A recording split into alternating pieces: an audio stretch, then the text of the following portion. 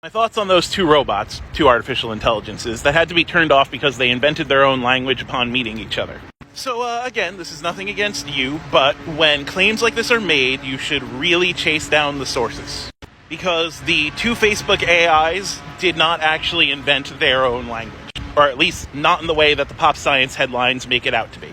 And here's the thing, chasing down the sources might be hard, so if you just need a small stopgap, check out Snopes.com. They are usually very reputable. And what does Snopes.com have to say about this claim? Big nope. So let me explain what actually did happen.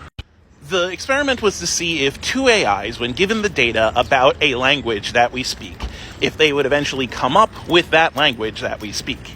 In this case, the goal was to see if they could essentially recreate English. The problem was not that they created an entirely new language. The problem was that they were using words in English to stand in for things that they did not mean.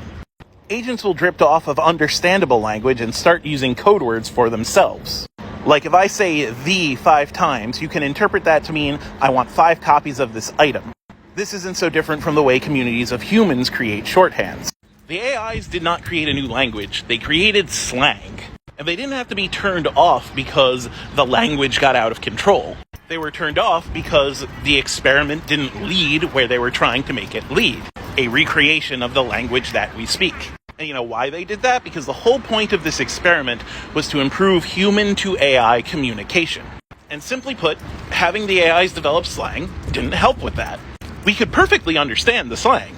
It wasn't a danger, it wasn't hard to interpret. But the purpose of the experiment was to get them to talk more like us, not us to talk more like them.